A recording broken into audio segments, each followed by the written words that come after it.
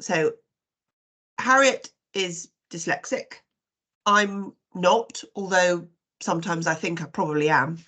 But having worked together for, I think it's probably 8 or 9 years now, and very closely for the last 6, we work with dyslexia day to day, and we talk about it a lot, or quite a lot, I think. And I think it's just important that we bring out the superpower element of it.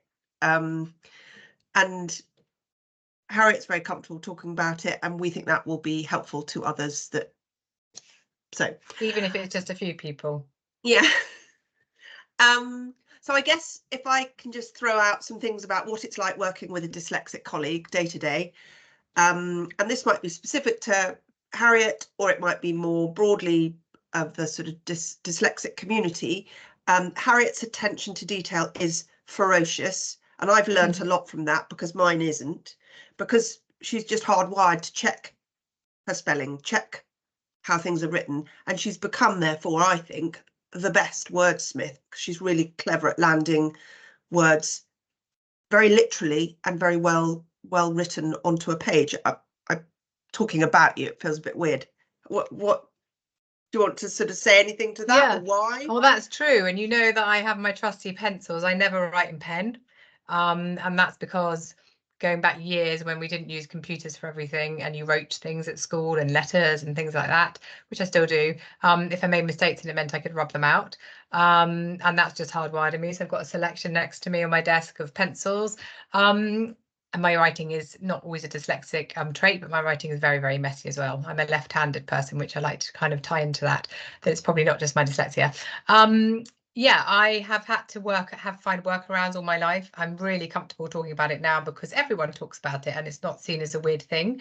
But absolutely at school, you know, cringe making times when you're kind of led up and rewarded for special English with the international students who don't speak English as a first language.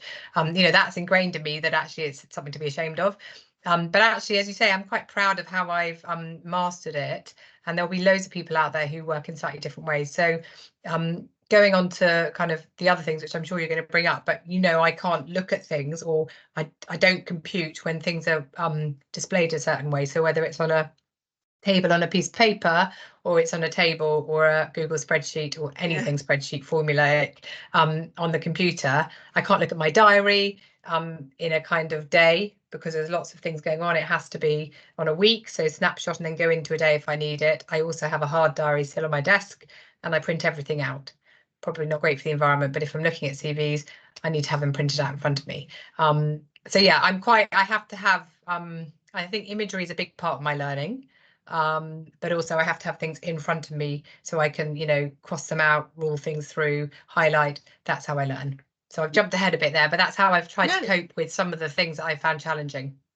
And a lot of the way I know you specifically like to work is it makes so much sense. It's very logical, it's very practical, and you are a very literal thinker. You like the logic of, and there's a lot of questions that we ask each other.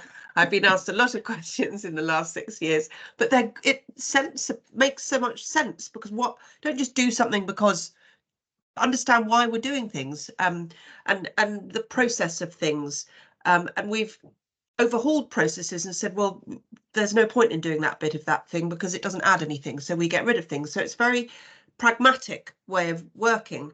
And yeah, I've learned that when it comes to spreadsheets, we just keep the data to the essentials. We don't need all the clutter of codes and different numbers for some of the reports we pull off. So I think it's been a real education for me, and I think what's really exciting for so many people who have sort of dyslexia, dyscalculia, the sort of number related dyslexia, and other challenges around how they work and learn, is all these amazing tools that are now out there, in terms of, I probably shouldn't name names, but Recite Me, the accessibility tool, and also Grammarly, the one that Yep. sort of checks your spelling, not just spell checkers, but ones that really help you do sort of synonyms and antonyms and different ways Well, of. yeah, I was going to bring those up. I think I did a post on LinkedIn recently, but synonyms and antonyms have always been my little. My gran gave me a little blue book when I was younger, as well as a word spell, which was like a little calculator at the time, ahead of its time because it was tiny, and you could put in your things, your words, and it would help you spell. I never forget when a quite senior client a few years ago, I had written, I think it was a word. I'm wary. I wanted to say I'm wary that the time is, pushing forward, and it came out as weary. But because I'd spell checked it, and spell check didn't realise at the time on the computer, obviously, that I was trying to say something different, and I didn't synonym and antonym it. I sent him the email, and because you knew him personally or had spoken to him anyway, he mentioned that is Harriet dyslexic. And I do remember, even though it was only a few years ago, feeling a bit, I check my work so thoroughly. How did that come across?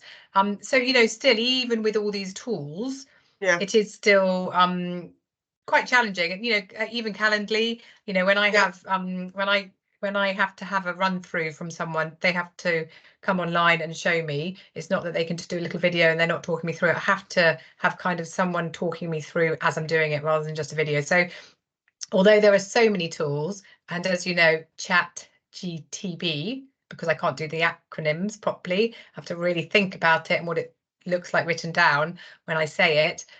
All these things are super helpful, but actually there is going to be still some, certainly for me, some challenges that I'll never be able to, I don't think, never be able to totally overcome, even with the evolution of this stuff. And that's because I think differently. Yeah, broadly the whole sort of the AI piece, the human element of you going and checking and reading something through, AI will never be able to replace that. Like we as recruiters will always, I think we'll always need to have a part of involvement in that sort of human element of the good judgment and people skills. Yeah, absolutely. So for me, it's a massive positive working with someone who's dyslexic, because it means everything is very well checked, and we have rigorous sort of, we have a rigor around the detail of our work, and I've become better at my checking of my own work, because I know how easily things for someone who isn't dyslexic can be spelt wrong or written wrong. So I think it's a very positive aspect of our working relationship.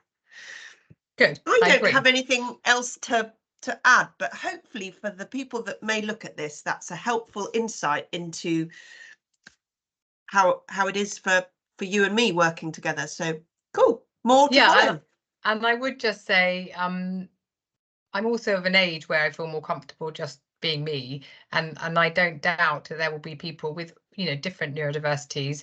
That I've got one of my children has autism, so I know she's struggling at school, and it, the awareness is fabulous, but actually I might come across as being fairly bright and clever, if you like. I don't know how one wants to describe it, but actually there are struggles daily. I even going to the cash point and giving money sometimes, thank God for cards now, and chip and pin kind of thing, but even that sometimes can be thinking on the spot, or in the gym when I'm counting my burpees and trying to do the exercise at the same time. So I think just being mindful, and not everyone has to have a label to say that they've got dyslexia, but I think the understanding and appreciation that there are sometimes things that you have to do to accommodate, if you like. And I know that probably sounds like a negative word, but accommodate people who just think slightly differently. And ultimately we all think differently because we're wired differently. Yeah. Very good. Nice to see you. Talk. Take care. See you soon. Bye. Bye.